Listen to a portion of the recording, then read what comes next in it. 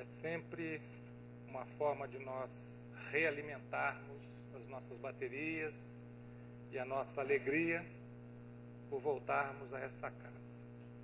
Pelo carinho, pela fraternidade legítima que sentimos nos corações dos amigos daqui, encarnados e desencarnados. O tema que nos traz hoje aqui, para isto que eu classificaria mais como um estudo do que propriamente uma palestra, é o tema do aborto, uma visão espírita do aborto. Esse tema é um tema extremamente importante, é um tema que está sendo discutido na atualidade. Existe uma discussão sendo feita em Brasília, na Câmara e no Senado Federal. Existe uma discussão feita entre a comunidade católica, sendo essa discussão levantada pela autoridade eclesiástica maior, que visita inclusive o nosso país esses dias, né? E existe sempre uma preocupação em nossas mentes a respeito de qual é o nosso posicionamento diante de tal fato. Muitas vezes eu fui convidado para falar sobre esse tema. E em quase todas elas eu me recusei por ser um tema extremamente delicado. E também porque faltava-nos encontrar alguma coisa que nos colocasse não apenas a perspectiva negativa do ato em si, ou seja, de falar sobre o estrago que se pode cometer em si mesmo e em outros através da prática do aborto provocado. Mas faltava-nos encontrar alguma coisa que falasse sobre a solução do problema de uma forma mais explícita, mais veemente. Então, enquanto ainda não havíamos encontrado esta segunda parte, sempre nos recusamos a falar. Em janeiro deste ano, fomos convidados por um companheiro nosso, lá do Núcleo, que é presidente da União das Sociedades Espíritas de São Carlos e região, para falar num programa espírita que temos na rádio AM, lá em São Carlos, todos os domingos de manhã. E ele me propôs exatamente esse tema. Ele me propôs, na segunda-feira, eu disse para ele: até a quarta eu digo a você se eu poderei falar sobre esse tema. Então procurei recolher informações e, graças à bondade dos amigos espirituais que procuram nos ajudar nessas tarefas, nós encontramos exatamente o ponto que gostaríamos de tocar nesse assunto e que nos parece a visão adequada sob o ponto de vista da doutrina espírita, que procura sempre ser profundamente cristã. E em sendo cristã, nós somos obrigados sempre a considerar a posição que o Cristo nos colocou, de que uma vez que nós conhecêssemos a verdade haveria de nos libertar e não de nos escravizar. Então, conhecermos os fatos, sabermos das coisas e não escondermos os problemas, não isso, mas conhecermos todos os detalhes. Isto tem que abrir a possibilidade para que nós busquemos soluções e não apenas fiquemos gastando indevidamente as nossas energias num processo de culpa que não nos ajuda. Ao longo da experiência de 35 anos que temos aí utilizado para estudar a doutrina espírita na presente encarnação, desde que comecei jovem a ser espírita, então nós percebemos na doutrina espírita uma coisa muito importante, mas muito importante, que é esse traço libertador. Nós conhecemos os problemas, sem dúvida. Precisamos examiná-los, é necessário. Precisamos tecer todos os detalhes dos erros que cometemos, mas também dos acertos que podemos desenvolver. E principalmente, entender que uma vez identificado um engano, um desacerto, um desequilíbrio, nós devemos considerar, sem dúvida, lamentar também, mas repisar este processo inúmeros anos ou meses da nossa vida em hipótese alguma. Porque o nosso processo na vida é um processo de crescimento. Nós estamos submetidos à lei do progresso. E o que Jesus nos coloca é que nós somos herdeiros da vida eterna, que o Pai nos ama, que o Pai é misericordioso. Portanto, um pai misericordioso não deseja que seu filho fique eternamente se lamentando dos erros que cometeu, mas que esteja principalmente usando bem a sua energia para, primeiro, reparar os erros que tenha cometido e que também se fortaleça para não mais repeti-los. Então, esta posição é uma posição muito avançada que a doutrina espírita tem procurado nos colocar e que, na realidade, é a colocação que o próprio Cristo nos faz. Vamos nos lembrar, por exemplo, naquela passagem, íamos dizer aquela passagem maravilhosa, mas qual passagem do Cristo não é? Né? Então, aquela passagem que o Cristo conversa com a mulher adúltera. Né? Ao conversar com a mulher adúltera, e as pessoas estão ali prontas para apedrejá-la, e é interessante porque a sociedade já naquele tempo, e muito mais do que atual, ela era extremamente machista. A mulher adúltera estava para ser apedrejada, o homem não. Por quê? Né? Se os corações são iguais, se nós somos espíritos que podemos reencarnar homens ou mulheres, e precisamos, porque se só reencarnássemos como homens, só saberíamos o que sabem os homens. É isso que o Livro dos Espíritos responde a Kardec. Né? Ou que os Espíritos respondem a Kardec, está registrado no Livro dos Espíritos. Então, junto da mulher adúltera, quando Jesus fala, aquele que não tiver pecado, atire a primeira pedra, e todos foram saindo. E saíram primeiro os mais idosos, né? Aqueles de mais avançada idade. Nós nos perguntamos, talvez porque tenham mais bom senso? Talvez. Talvez porque tenham mais pecados? Talvez, não sabemos. Né? Mas de qualquer forma, Jesus se aproxima da mulher e fala o que com ela? Eu não te condeno. Vai e não peques mais. Jesus não diz a ela, a sua sorte está lançada, o problema que você cometeu não tem solução. Ele diz, renova a sua atitude. Esta é a mensagem do Cristo. Aliás, esta é a mensagem do Cristo em todas as situações.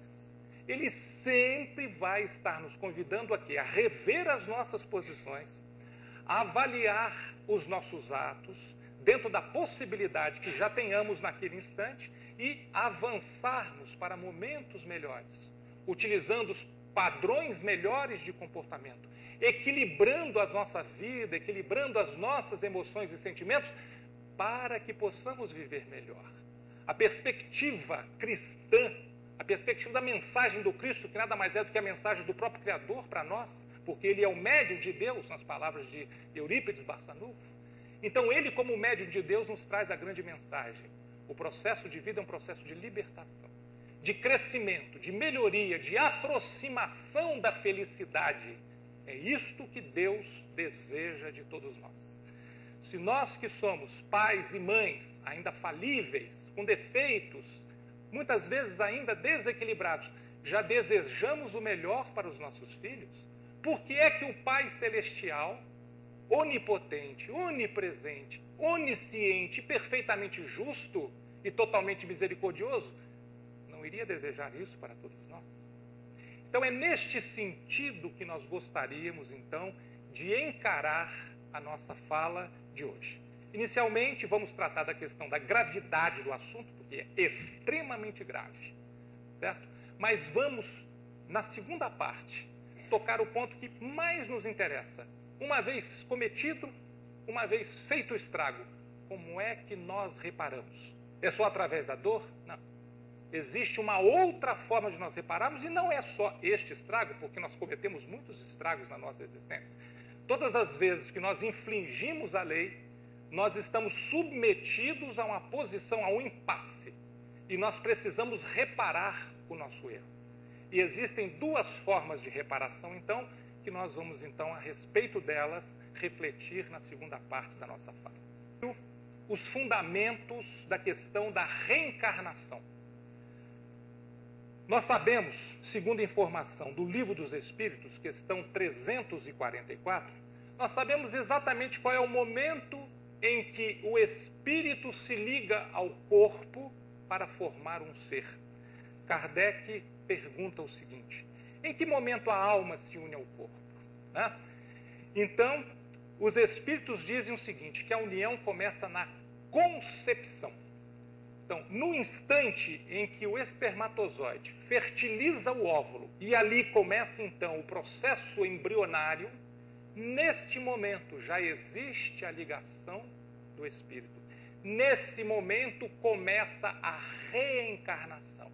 Portanto, qualquer processo de interrupção que se tenha em seguida, seja minutos, dias, meses, não importa, qualquer interrupção, seja ela natural ou seja provocada, é um processo de desencarnação. E sendo um processo de desencarnação, como qualquer desencarne, se ele for provocado, ele é um crime. Né? Nós estamos atentando contra a lei de Deus. Né? E não podemos, em hipótese alguma, cogitar desse fato. Ah, mas isso já aconteceu, como eu faço? Depois nós conversamos a esse respeito. Mas veja, a nossa posição tem que ser qual? Qual é a posição da doutrina espírita diante desse fato? Nunca estar de acordo, não incentivar em hipótese alguma, pelo contrário, esclarecer às criaturas que o dom mais precioso que nós temos é a vida. E como dom precioso, nós precisamos reencarnar. Quem foi que nos ensinou isso? Foi Jesus. Jesus nos disse, ninguém verá o reino do céu se não nascer de novo. Então, o processo de reencarnação é o processo que nos abre a possibilidade de entrar neste reino de glórias, esse reino de equilíbrio, de produzir a salvação. Portanto, interromper este processo, causar um obstáculo, é exatamente eliminar a possibilidade de progresso para aquele espírito.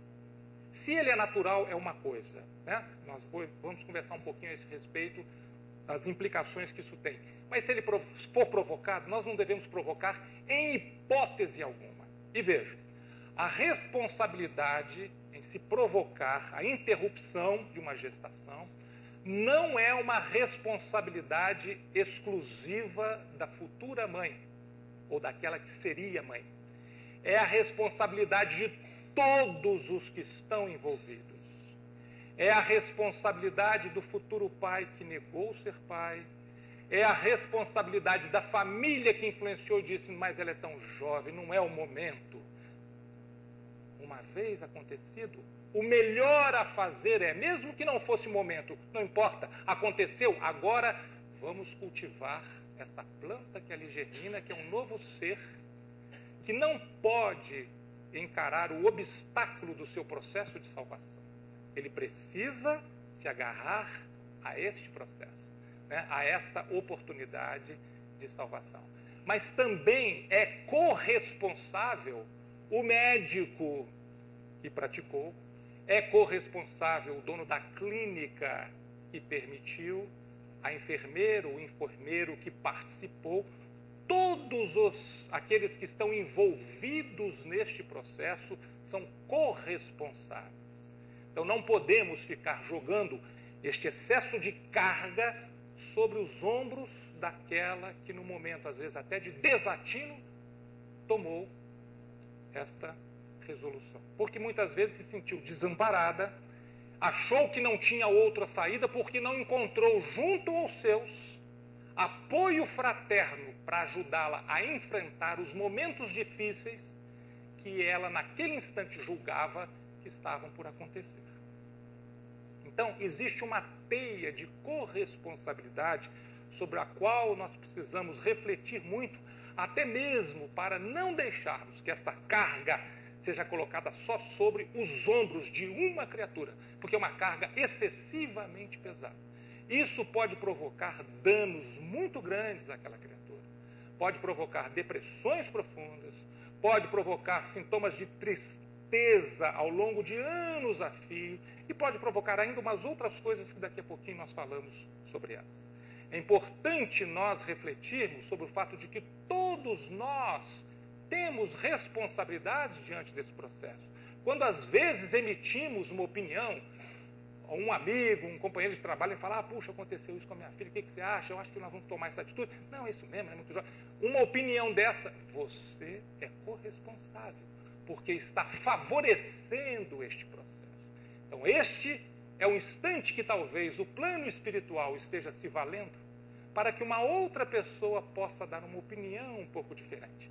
Não de condenar, de falar de crimes absurdos e culpas, mas falar da sublime oportunidade da reencarnação que o ser tem através daquela fertilização que o óvulo recebeu do espermatozoide. Ali começa a nascer um novo corpo, o novo corpo que vai abrigar um espírito em evolução. Kardec pergunta aos espíritos, questão 358, logo após aquela lá, um pouquinho à frente daquela, né, que nós falamos. Constitui crime a provocação do aborto em qualquer período da gestação? Qualquer. Os primeiros minutos, ou lá perto do 9º mês. Há crime sempre que transgredis a lei de Deus. Então veja que ele não está apenas particularizando neste fato. Toda transgressão da lei de Deus é um crime. Uma mãe ou quem quer que seja cometerá crime sempre que tirar a vida de uma criança, antes ou depois do seu nascimento. Por isso que impede uma alma de passar pelas provas a que serviria de instrumento o corpo que se estava formando. O trabalho é muito grande de preparação de uma encarnação. Aqueles que já tiveram oportunidade de ler, por exemplo, a obra de André Luiz, vão ver todos os detalhes, né, de produção do corpo, de adequação das características físicas às necessidades do espírito, que são verificadas a partir dos registros que o espírito traz em seu perispírito. Né? A importância de juntar determinados grupos de pessoas que estão ali reencarnadas, todo o esquema de você negociar com os futuros pais, porque muitas vezes eles não querem receber. Então a negociação que existe, por exemplo, no Missionários da Luz, André Luiz nos fala da reencarnação de Segismundo, e é uma lição extremamente esclarecedora a esse respeito. O espírito que vai nascer, Segismundo, ele havia tido problemas com aqueles que seriam seus pais. O seu futuro pai não está querendo aceitar, a mãe tem a intenção de receber, e os protetores espirituais, então, procuram envolver o casal, aproximam Segismundo dos futuros pais para criar condições para que haja depois a reencarnação. E a reencarnação, ela é um sucesso. Né? Os espíritos trazem Segismundo com muito carinho, enquanto os pais se preparam, estão lá na intimidade do quarto do casal. Os espíritos não entram no quarto do casal. Os espíritos respeitam essa privacidade, estão ao lado, com Segismundo já num processo de miniaturização do seu perispírito para se adequar àquela célula que se forma ali, fertilizada. Né? Então, quando o processo então, físico acontece, envolvido num clima de amor, os espíritos vêm e ligam Segismundo e começam a auxiliar, então, este processo de reencarnação que ali está começando. Então nós, graças a Deus, através do benefício da doutrina espírita, nós sabemos como que a reencarnação acontece. Nós sabemos em que momento ela se inicia. Nós temos as informações. Portanto, essas informações têm que nos libertar da ignorância. Nós não temos dúvida. Quando alguém fala, mas em reencarnação é quando o médico dá palmadinha no bumbum da criança, a criança chora, é aí que está acontecendo? Não. O espírito já está ligado desde o início da gestação, desde o primeiro instante em que a fertilização já aconteceu. Sabendo disso, nós sabemos muito bem que atitude devemos tomar depois que isto já se fez. Ali começou a reencarnação. Qualquer obstáculo é desencarnação. Existe apenas uma situação onde o plano espiritual diz que é possível interromper. Questão 359 do Livro dos Espíritos.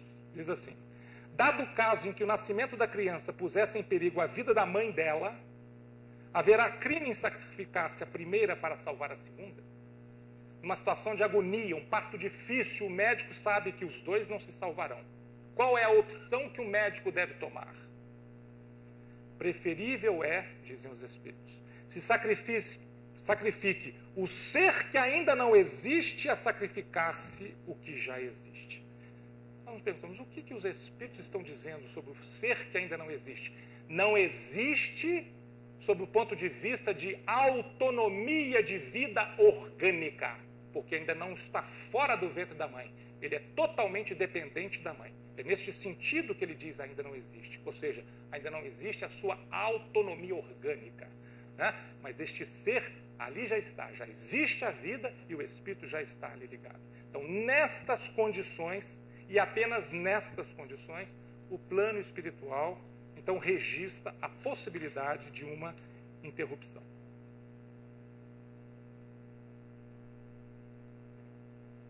Existe um livro muito interessante que aborda um tema muito apropriado, muitos de vocês devem conhecer, é do aquele autor espírita, o Richard Simonetti, né?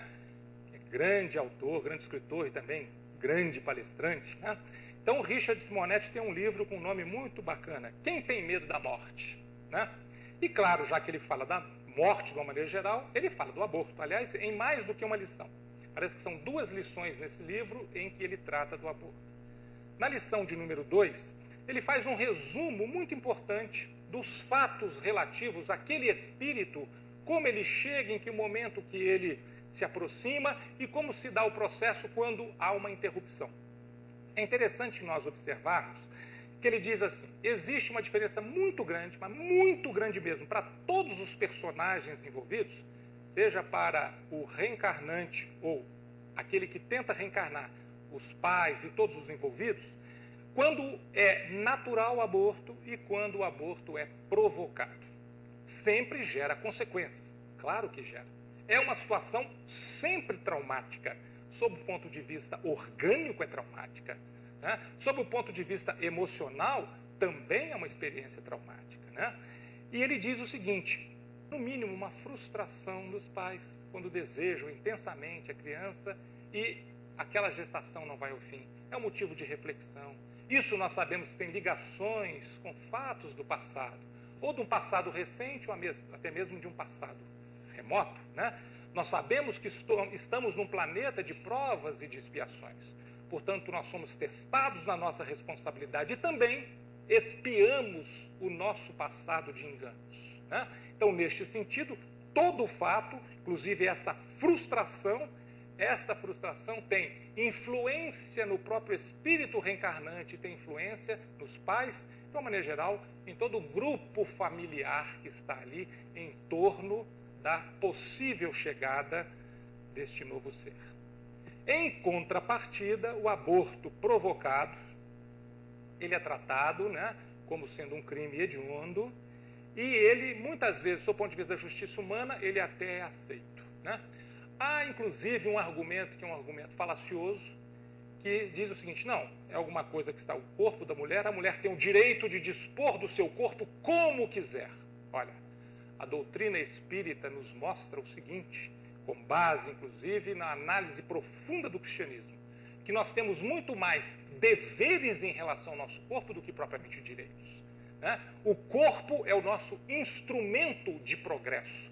Nós devemos respeito ao corpo, devemos cuidar dele da melhor forma possível, sem exageros, mas cuidar da melhor forma possível para garantir condições para que nós possamos ter uma habitação adequada nessa nossa jornada reencarnatória.